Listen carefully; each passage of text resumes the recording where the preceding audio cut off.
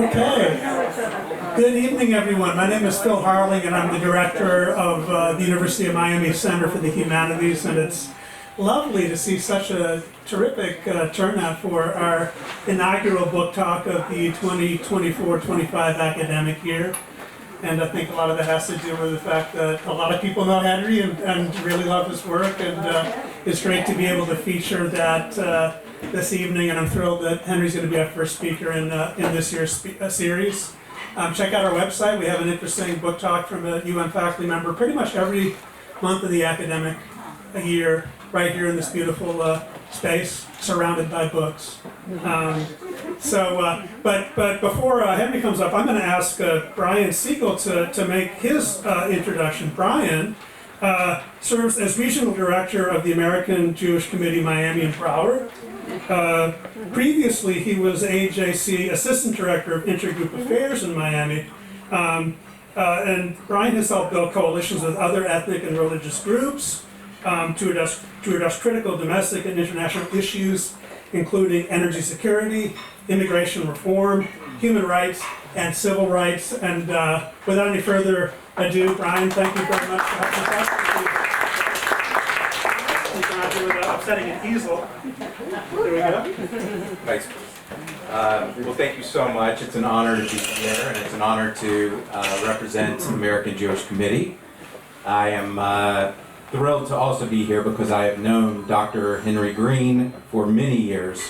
He is a partner for me and for AJC. He is an alumnus of AJC's Project Interchange. He traveled with us to Israel to learn about the complexities of the region, and he's continued to be a partner on these issues and on so many more, and I've been honored to work with him and learn from him. We currently have a partnership where maybe he'll speak a little bit about it, where we commemorate Yom Plitim, the day of refugees, to make sure that the stories, as we're going to hear tonight, are told. The more time I spend with Dr. Henry Green and get to know him, the more fascinating I realize that he is. He is a passionate scholar and educator and has had a major impact on raising awareness of vitally important stories and episodes in history. Dr. Henry Green is professor of religious studies and the former director of Judaic and Sephardic studies at the University of Miami. He is the founding director of Mosaic, the Jewish Museum of Florida, and of Sephardi Voices, an audio-visual digital archive of Arab Jews. He has served as a visiting fellow at Oxford University and at the Hebrew University of Jerusalem, and he has given testimony to the USA Congressional Human Rights Caucus as an advocate for the rights of those displaced. Sephardi Voices, the book that we'll hear about tonight, is one of Dr. Green's stellar achievements.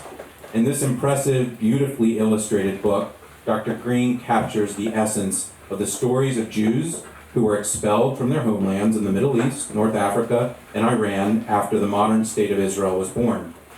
This is a part of history that many are not familiar with and that is often ignored. Although Jews have lived in the Middle East and North Africa since ancient times, this is a refugee story that is conveniently left out of many tellings of history.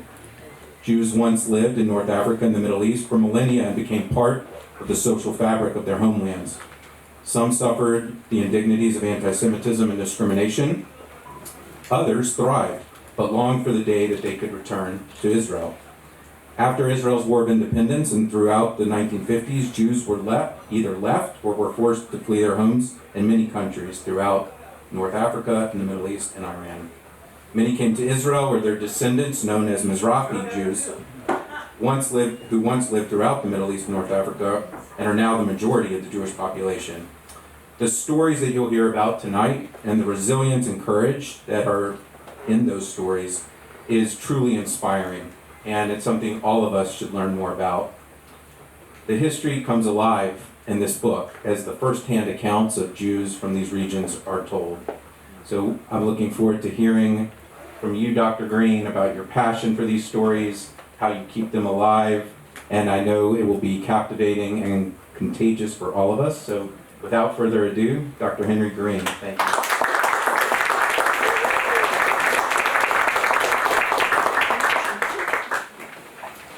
Thank you Brian has already said everything that needs to be said. I want to thank Phil first because he gave me the honor of being a fellow at the Center for Humanities, and this book was completed during that year, at least it came out, it was published. And I want to thank Brian because this is an amazing partnership we have, the American Jewish Committee and Sephardi Voices.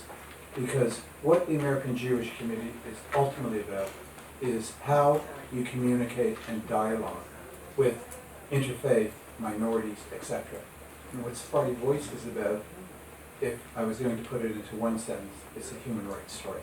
You have the Nakba, you have the story of the Ukrainians, you have the story of the Syrians. How come we don't have the story of the million Jews who were displaced from Arab lands, who were ethnic cleansed? And so what the American Jewish Committee is really doing is bringing people together to have dialogue. And that dialogue then turns into transformation. So, what? Yeah. Come a little closer to the mic. Okay. How's that? Is that better? Yes. Good. I always like to be coached. So, what I'm going to do today is, in order to talk about the evolution of the book, I have to talk about the evolution of Sephardi Voices, which then puts it into the context of an academic journey, a bit of my own life. So I was brought up as a Jew in Canada, and I thought I knew all about Jewish when I went to Israel. I mean, I had Sabbath meals, I went to synagogue, I could read Hebrew, and yet when I went to Israel in 1970 as a graduate student at the Hebrew University, what I found was that I was totally ignorant about Jewish civilization. There was a protest movement. In Hebrew it's called the Pantherim Shacharim, which means the Black Panthers. And I said, great, civil rights, I can support it in terms of what's happening in the United States. I did not know that that civil rights movement was about the Moroccan Jews, about the Jews from North Africa and the Middle East who were being discriminated by the European Jews. And so I go to this movement, and what I find out is there's a guy named Charlie Bitton, and he says, how come you don't know about Moroccan Jews? And I said, I knew about Maimonides. He lived in Morocco. And he said, yeah, I can show you lots of skeletons. And so I realized, in fact, that although I had an amazing Jewish education, I was ignorant about Jewish civilization. And so, who are the Sephardi? So one talks about the Sephardi as Jews. Sepharad means Spain, so it's Jews who come from the Iberian Peninsula. And it means, of course, those who basically left after the Inquisition in 1492. And what happened was that when these Jews came to Israel, when they were being displaced after 1948, when Israel was established, they came and the Israeli government said, okay, we have Jews from the West, Maravi, the Western Jew, so we will call the Jews who do not come from Europe, Mizrahi, Eastern Jews. And so the guy from Morocco says, wait, I don't understand this. I live in Casablanca. It's 1,000 miles west of Berlin. How can I be the Eastern Jew? They said, well, look at yourself. You look like an Arab. You talk Arabic. You're not one of us. You're, in a way we could put it, like the black in the United States.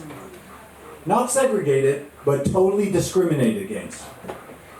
And so I began thinking about that. And I said to myself, well, let's try to take a look at this historically. Well, let's see. Egypt. Anyone ever heard of the Exodus?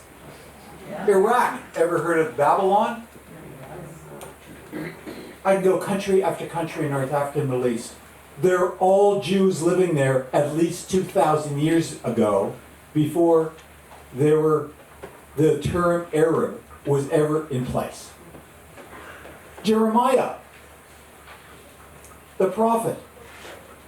There are more mausoleums and monuments in Iraq for Jewish prophets than there are in Israel.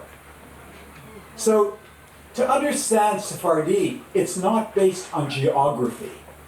It's based on halakha, Jewish law, and it's based on what's the word? Mincha, customs. So, for example, Jews from Europe, when it comes to Passover, like my parents, won't eat rice for Passover because they consider it to be like bread. But all the Sephardi Jews eat rice. And so I think I'm missing something, so now I eat rice. So I view how we look at Sephardi in terms of how you define your identity. If you identify as a Sephardi, then you're Sephardi. Do we tell people in this country that you're not Asian or you're black? Sorry, Trump does that. Sorry, didn't want to go there. Anyway, continued my academic journey. So I come to Miami as the director of Jewish Studies in the early 80s, and I begin immediately to say to myself, whoa, what about all these Sephardi Jews that live in South Florida? Why don't we have also a Sephardi Studies program? It doesn't exist anymore, but when I was the director, it was a Judaic and Sephardi Studies program. I did not teach Yiddish, I taught Ladino, which is the Spanish language for Jews. Anyway, I began a project dealing with the Jews of Florida. Like Ponce de Leon comes in 1513. Okay? We all know this, right? Well, we don't know that the third governor of Florida, St. Augustine, was a Sephardi Jew, a converso. We don't learn in our books in 1845 that the George Washington of Florida is David Levy Yulee, a Sephardi Jew. The first kibbutz that's actually set up is by his father, Moses Levy, in Micanopy, which is a settlement in 1819. How come we don't learn anything about this in our schools in terms of the formation of Florida? Even DeSantis would accept this, I think. No. Right. Well, we finished our politics. I got Florida. I got national. Okay. He got Joanna here. I got Joanna back. So I go and I look at the Spielberg collection. And the Spielberg collection, so just to give you a sense historically again, that the Holocaust ends in 1945.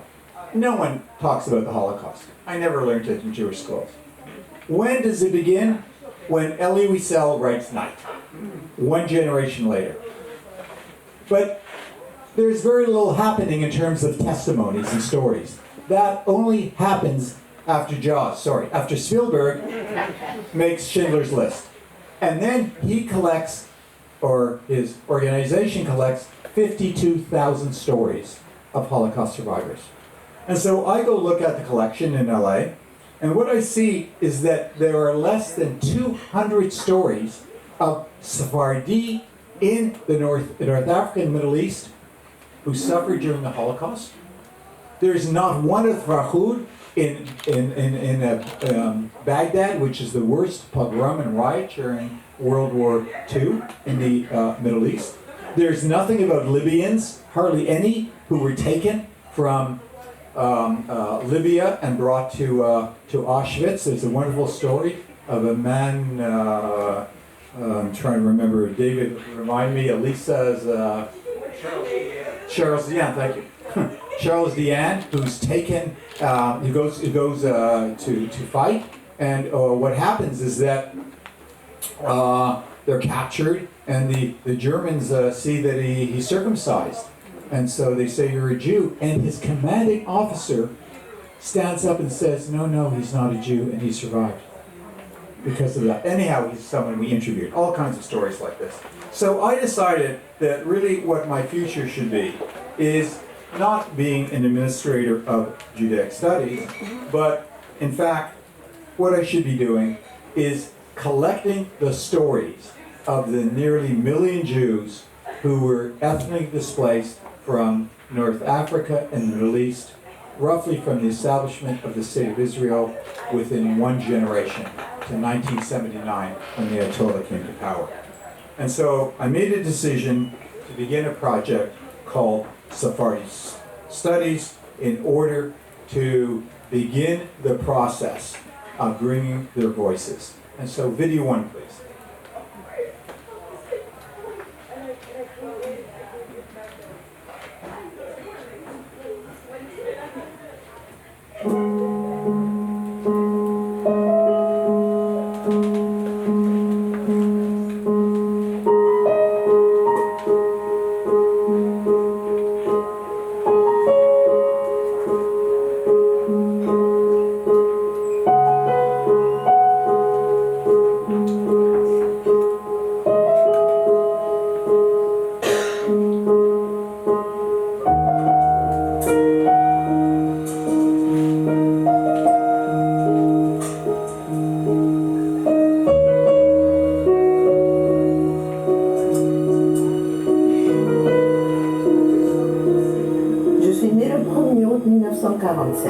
Au Caire, en Égypte.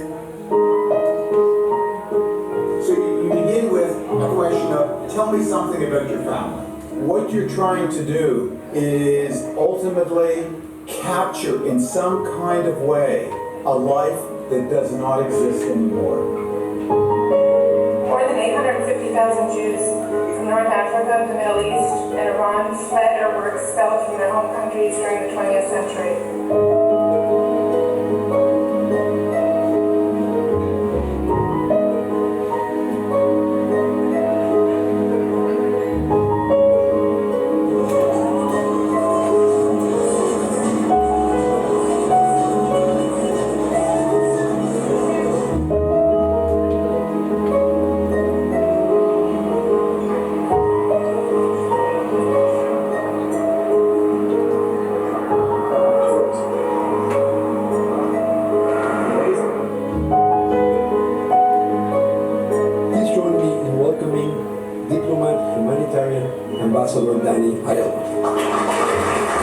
Anybody heard of the Jewish refugee problem? Close to 900,000 Jewish refugees also had to flee. They were living there for centuries in Arab countries, and they mostly were expelled to the state of Israel. I was born Chaim Mahmoud. Tufik, Cynthia, David, Shalom, I was born in I Beirut. was born in Fez, Morocco. Under the tigers. And my mother was born in Lebanon. I had a beautiful life. The year I was born was still under the rule of Turkey. I'm a Jew from Morocco for 600 years.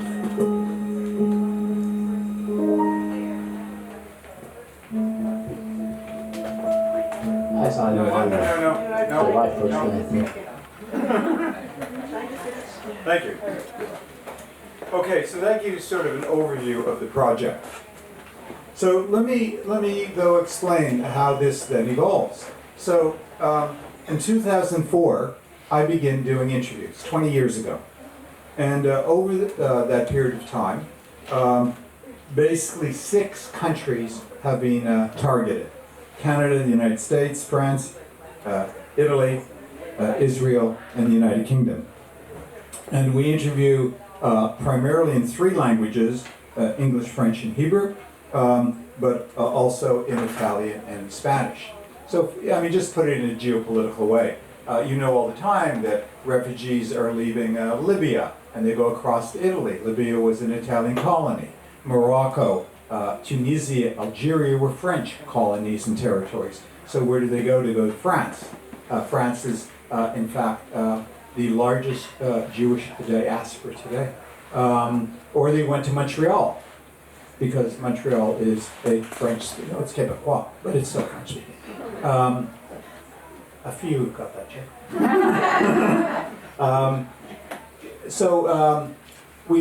Israel, of course, in Hebrew, but so we try to pick it up in various languages, and so if you take Spanish Morocco, for example, which was under Spain in Tetuan, Tangier, a lot of those people, because they spoke Spanish, then would go to places like Venezuela. Okay? Well, we all know where they live now in Doral. So these are people now who've been traumatized twice in one generation. And then I don't really deal with the Turkish Jews, but I've got to mention it here because we have a number of Turkish Jews here, is that a lot of those Turkish Jews actually were Syrian or Lebanese at some point, and then they went to Turkey. And then because they were conscripted at the end of World War I, they ended up in places like Cuba. And because of Castro, they then came here. And we have people in this audience who can talk about that story because it's personal. And so if they have that Syrian or Lebanese background, we're going to pick them up in our interviews. In 2010, we began doing video. And then, and so let me show you one of these videos that was done of Assad Mualim.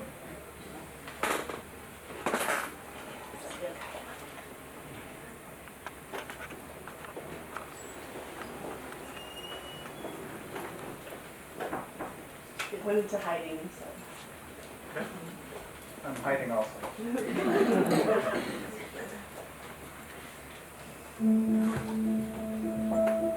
Assad Mualim, July 1st, 1941, and Yuania, Iraq. The family built a big house on the Euphrates River.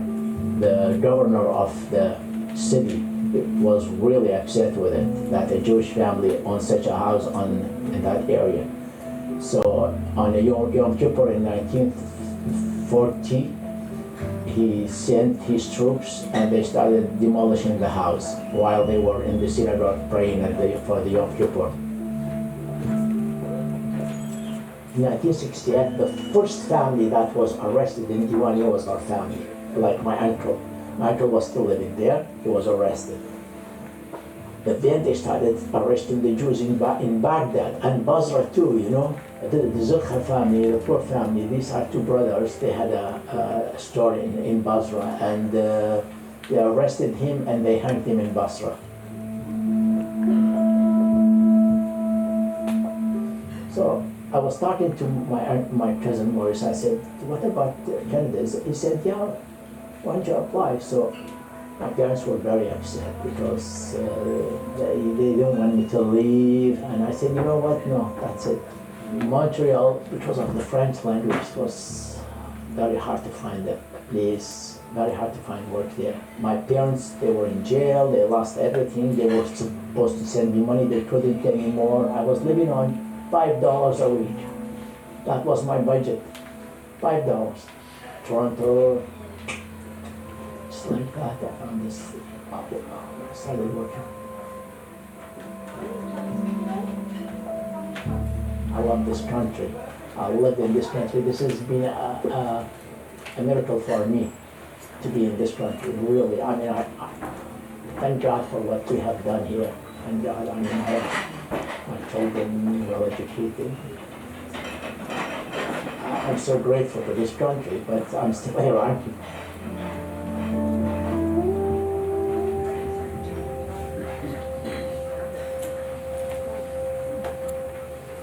So that's just a little snippet. These interviews go 1, 2, 3, some of them 5 hours. You have to take a break over 2 days. Maybe Edwin Shuker's was a 5-hour interview. And so at various points what we've done is we've done 5 minutes or 2 minutes because of presentations like this, or because of, in particular, in 2014, the Israeli government created a annual day, like Holocaust Day, for the Jews who were ethnically cleansed, the Sephardi Jews. And in 2015, President Rivlin made it an event that should be honored everywhere around the world. And unfortunately, and this is not what I should be saying, but most of the leadership in the Jewish communities in the diaspora are run by Ashkenazi, and just like what happened in Israel, the Sephardi do not have a voice. And this is why the American Jewish Committee is so important, because they in fact have taken it on as part of their project to bring those voices of these people who've been traumatized. So what happened was that in 2013, we had videos, and David Langer came into my life, and he said, I think we should change it up a bit. And so I've asked David, who's here, if he could say a few words of what next happened.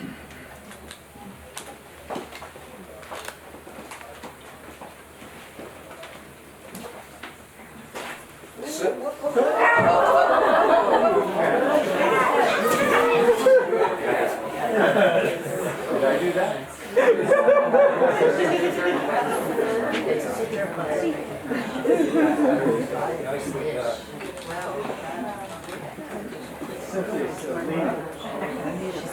Well, you can see that portraits and photographs are a very large part of our collection, of the Sephardi Voices collection, and indeed a very important and seminal part of the book. So Henry said we started doing interviews, and we have many, many interviews, but a woman by the name of Tamar Morad, a journalist who lives in Israel, had written a book called Iraq's Last Jews. And she heard Henry speaking, she lives in Israel, and she heard Henry speaking somewhere and got in touch and said, would you be interested in my research interviews? I interviewed 64 people, and but they're audio interviews. Well, nobody had ever approached us with that kind of offer before, and we went, wow, that's great. More interviews. We love interviews. So we met with Tamar, and the original idea was, well, we'll just integrate these into the collection. And then I started thinking, well, look, it's a collection. We should keep it integral as a unit. So how do you do that? How do you make audio interviews, which are, you know, they're not very interesting, they're great for research, but how do you do something?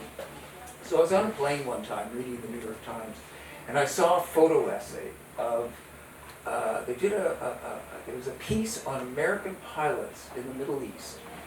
And they were just gorgeous young men. You know, they all had names like Buddy and Billy Bob, and they were cut and just beautiful. But the way they did it wasn't a typical portrait. They were basically in black and white. They were high contrast, and they made them look gorgeous. But each of these young men, through the pictures, told a story. Now, I didn't know what their story was, but it told a story of them as pilots, as human beings, and as young men. And I said to Henry and Tamar, we have amazing faces. We have old faces. We have faces that are lined with lives lived, that have stories to tell. And I said, maybe that's the way that we can create a collection, is let's do portraits of these people. Now the problem was that people were interviewed in Israel, the United States, Canada, and the United Kingdom, and many of them had died. But we said, okay, let's do it. Let's take portraits, and that will be the integrating factor of the collection. So I come from the world of television and production. I put the word out looking for a portrait photographer. And I got the name of a man named Liam Sharp. Great, Liam Sharp works in New York, London, Toronto.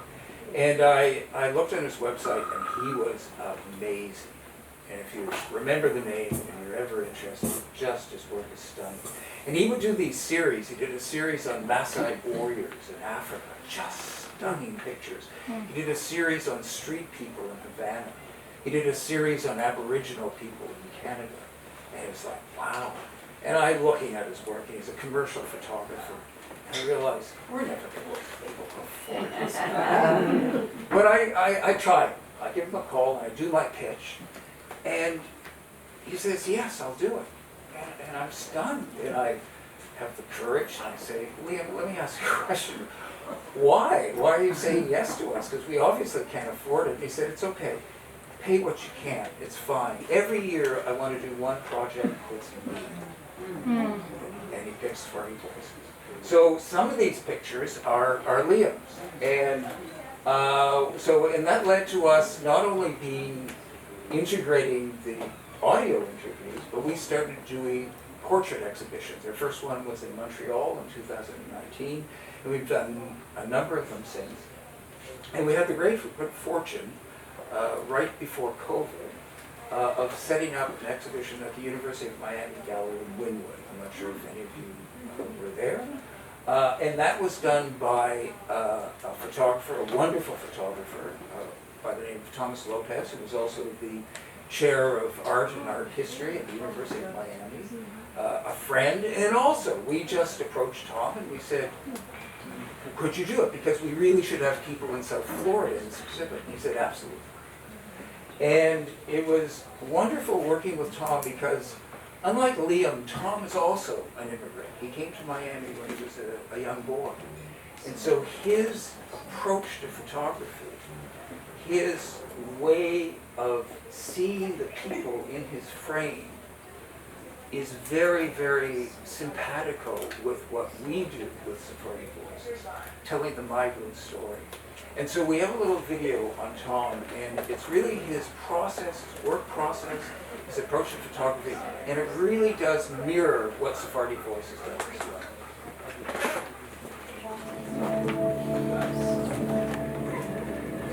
That's the shot. Just before I turned 12, my father, he gave me this little German camera called an Agfa Abisolet. And he gave me like 10 rolls of film. He said, have fun. And I developed my first roll of film, and I saw my first photograph come up in this, on a clear piece of paper from the bottom of the tray. Just this magic image appeared, and I was hooked. It was great to take pictures of my brother and my mom. My mom was a very beautiful woman.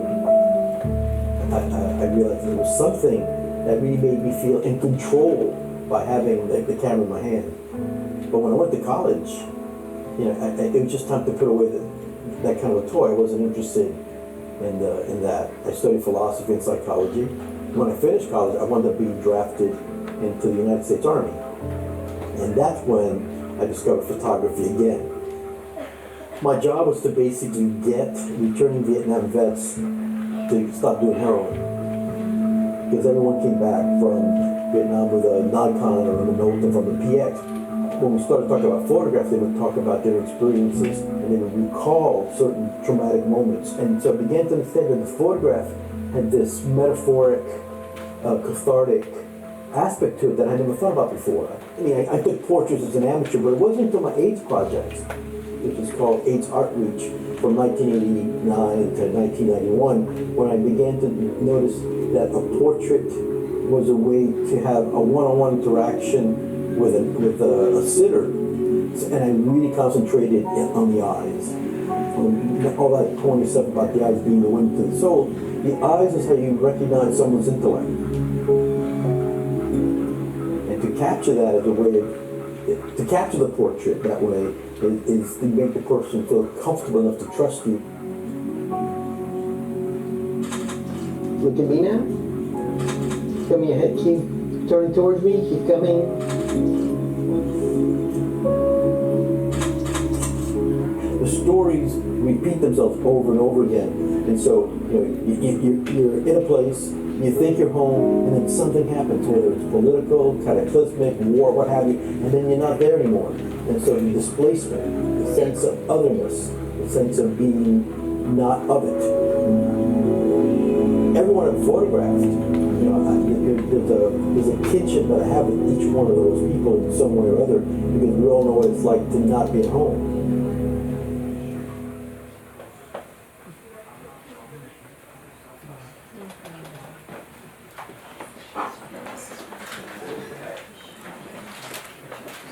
So, Julia Glazer is over there from Egypt. I don't know if she's here this evening right now.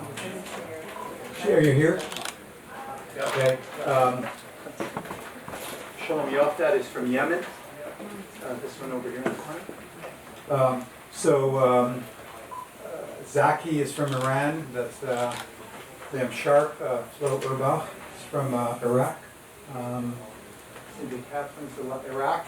And Naomi Lirin is from Libya. So you're getting a sense of these various photographs. So what happened was that Here, David brings portraits. He's a movie producer, director, producer. What do you do, David? Both. Okay. And a friend of mine, now on my academic journey, who I lived with doing graduate work, became head of CBC Canada, which is like BBC or NBC, and became head of Telefilm, which is the Canadian movie company. And he also becomes head of, what's the human rights organization, PEN, which is the human rights organization. He becomes head of Save the Children. And he says to me, I want to work with you, and he's the chair of Sephardi Voices. And so during COVID, he says, let's write a book. And what is the book trying to do? The book is trying to put together, in a more coffee table way, the voices of these people with their portraits to tell the historical displacement, but not in a way that in any way diminishes being able to empower you in terms of their personal story. And so we took the hundreds and hundreds of interviews we did, gleaned them down to about 40. The portraits. We collect thousands and thousands of family photos that they give us that have never been seen. Deeds of property that they lost. All kinds of things that you would see in archives. And this is all part of the book too, because that's part of their personal story.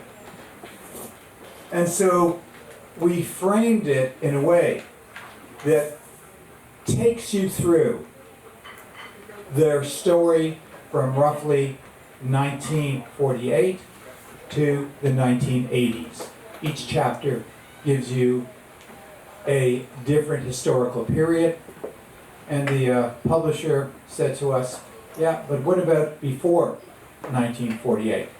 And we said, well, how do you do that? And they said, well, you've got 2,500 words to talk about, you know, from Babylon and Persia and Egypt to the 20th century. And we said, we don't have any pictures. And they said, well, it's a bit like Humanities, you know, go find them. And so the first chapter gives you the historical context, but after that, it's really going through each chapter in terms of the 48 war, or the 56 war, or the 67 war, or the 73 war, as these people became more and more displaced. So, what is Sephardi Voices today then? And the book really captures it. It's a project to create an international media archives of testimonies that are housed at national libraries. The Shoah collection, Spielberg's collection, is at the library in California, University, I think it's University of California, University of Southern California. Cost us $15,000 at the University of Miami to use the material. I did not want this. I wanted it free and accessible. So if anything happens as you move from VHS that he did to digital, then it's the government that pays for it through our taxes. Free and accessible. Sephardi Voices, just so that you know, is a voluntary organization. I am not paid, no one is paid. It's just volunteers who do interviews. We have to, of course, pay the cameraman, we have to pay the editing, we have to pay to blow these up, but it's all a volunteer organization. And it includes interviews, portraits, historical photos, films, etc. So, where are we today? Well, it's housed by the Canadian National Library Archives.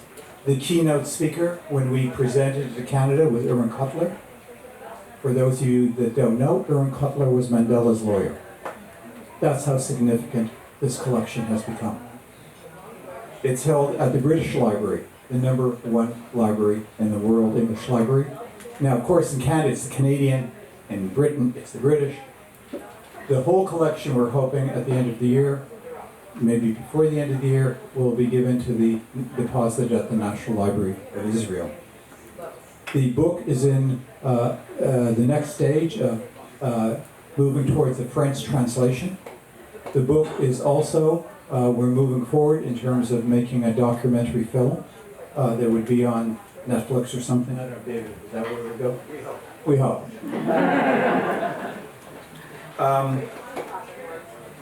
And we also, I just came back from New York because we're hoping in the near future that it will be part of an agenda at the United Nations. So as I said at the beginning, Nakba, whatever. And I see Rob in the crowd, and I just want to say how much I appreciate that his wife, Daniela, has, for every year that when we hold this event of Yom HaPlitim, honoring Refugee Days, the Sephardi Refugee Day, that Daniela comes and speaks, not only honoring them, but all refugees, all people who are being displaced, because Miami is the center of people being displaced, especially in terms of the Latin world. So I want to just end with a short video so that you can sort of see something about the book.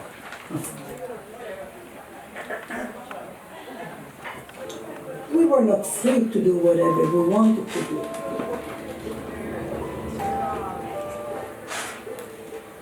One evening, the police came and arrested my father. A bomb went into the front of the synagogue. You have no choice but to leave. They kicked me out with all my family. At the beginning, it was a shock. I'm a Jew from Morocco for 600 years.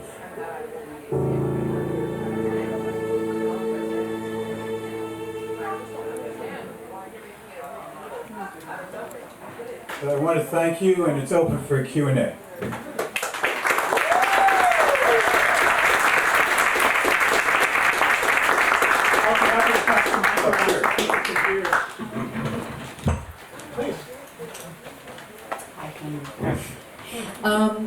So the book ends, you say, in 1980. What is the situation now in those countries with the Jews? Are they all gone? Have they all been expelled? What's happening?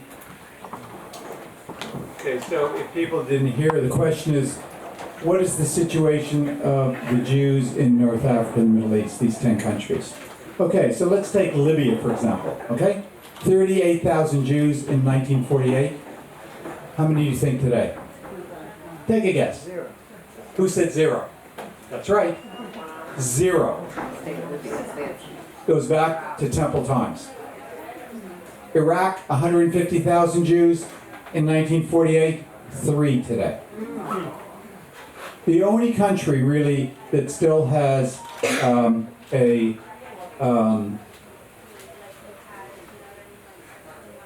got to use the right word here. Biologically viable. A biologically viable living community is Morocco that has about 2,000 Jews. I was just there in March. There's a synagogue in Marrakesh. There's a synagogue in Casablanca. There's an old age home in Casablanca, a Jewish museum, but basically all gone. Saw your hand up. Yeah. You made reference to the Mizrahi. I have a context for that term, which is not what you referenced. What is the status of Mizrahi? What does the term mean? But what does the term mean to you? I think of it as the Iranian Jews, the Persian Jews who don't have roots in the Spanish diaspora or in the Eastern European diaspora, and you referenced a different context. Okay, so let me try to explain this. We're going now down the deep hole of academics. So what I said is that the word Mizrahi in Israel began to take form when Israel did its first census, and they wanted to say, okay, how many people came from the Ashkenazi European world and how many came from the Sephardi non-European world, okay? And so that's how the word Mizrahi actually developed. Mizrahi literally means Eastern, okay? Now, if anyone's read Edward Said, who is the foremost scholar when it comes to understanding the displacement of the Palestinian situation, he put it into a larger context of why are Arabs defined as Oriental. And so Jews who were, okay, people who came from Persia and Babylon, they were viewed as Oriental. And that word was translated into Hebrew before 1950 as Mizrahi. And that's the connection. Oriental, which is Persia, Babylon. So does that mean the Falasha are Sephardi? No, the Falasha are Ethiopian, and that's Queen Esther, a different story. Who's next? Can you tell us a little more about which are considered Sephardic, which are the Mizrahi, and I believe the Italian Jews or the Roman Jews are in a class of their own?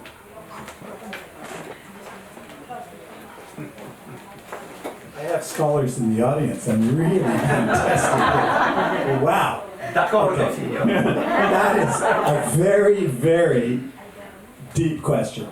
Okay, so there are in fact many different kinds of Jews, okay? And the Roma Jews are in fact the oldest Jews in terms of lineage that we know. When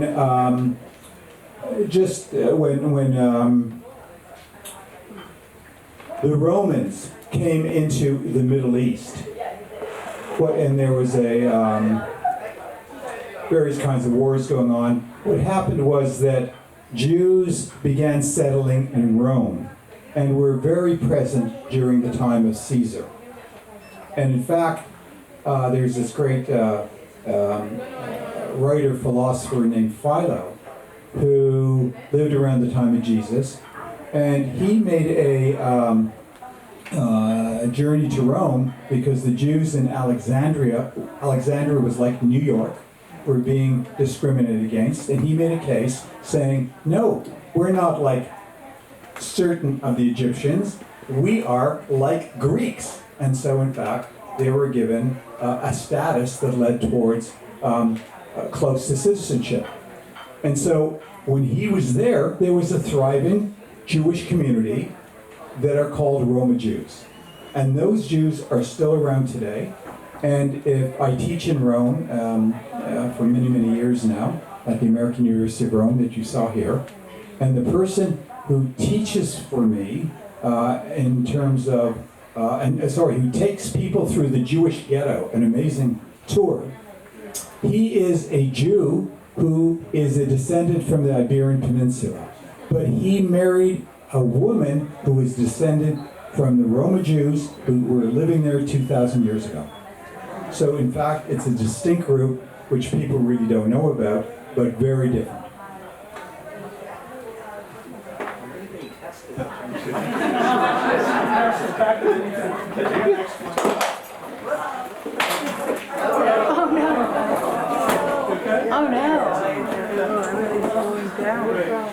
Where do Bukharian Jews fit in?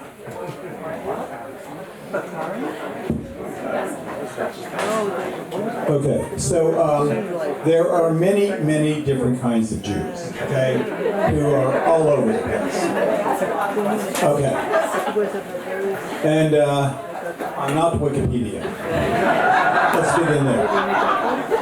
So, what you're talking about in terms of the history we know is that although we hear about Moses, and Abraham and all that kind of stuff, from a scientific perspective, an academic perspective, there is no evidence-based data. But we have evidence-based data in terms of the pyramids, in terms of hieroglyphics, that puts Hebrews in Egypt back about 1200, 1300 BC.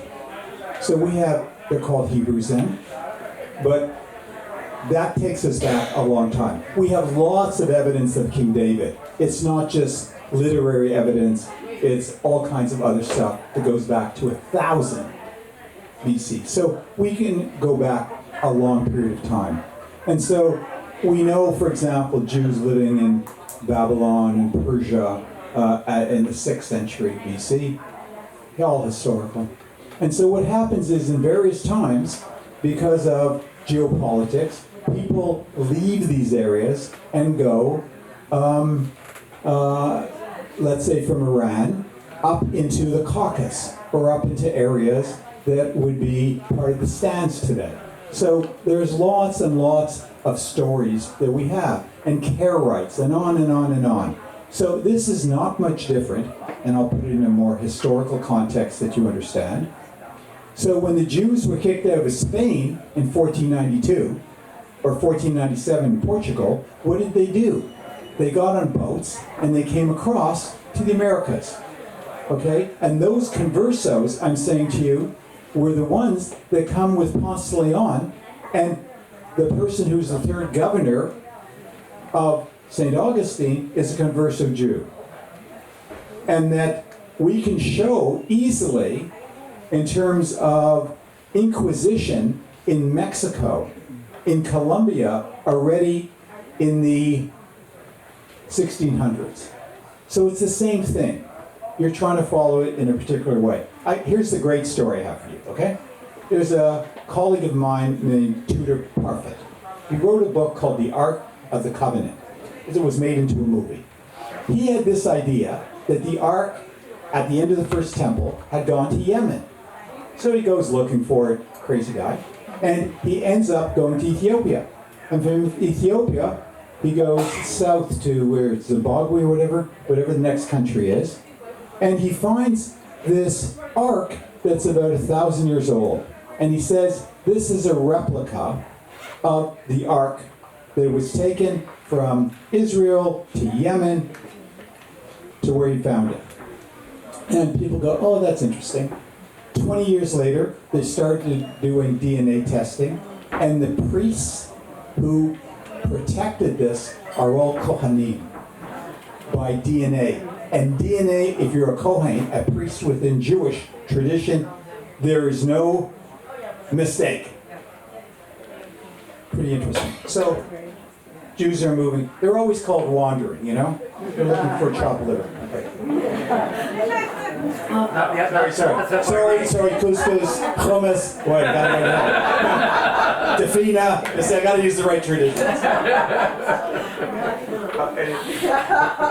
first heard of the expulsion of the Jews from Arab land in connection with the peace talks for Palestinian states back when Yasser Arafat, and there were talk of reparations for this group, and I don't know if that's still out there, if that's not part of what you did, and if anybody got any reparations. Okay, so, right, so what happened was that beginning with the Camp David Accords, which is Menachem Begin and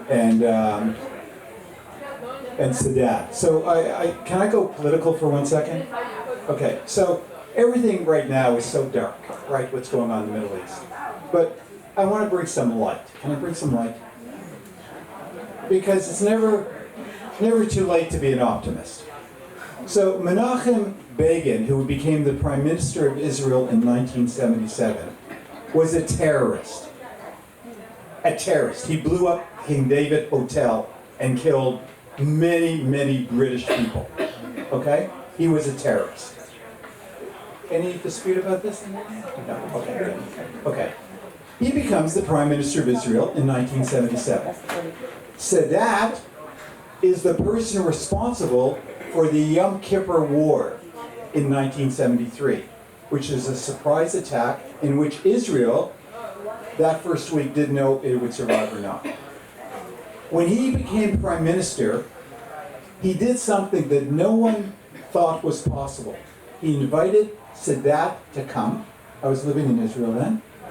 And out of that came the Camp David Accords. And today, even with what's going on in Gaza, Egypt and Israel have now had a peace for 40 years. So, I'm just telling you Henry Green's perspective, brings some light. Is it not possible that if, when Bibi goes, and Abbas, who's 90, isn't it possible that two young, different leaders arise? And like Sadat and Begin can bring some light. Okay. Now, what was your question again? Sorry. Okay, so the Camp David Accords began working through this. And under Clinton, there was the real possibility of having this arrangement that both would have reparations. But it's really fallen by the wayside over the last 20 years. And in Israel, under Bibi in particular, the problem is that it's not just a situation where Israel is trying to survive and blah, blah, blah. It's also a situation where Israel has never had a majority government. It's always been a coalition government.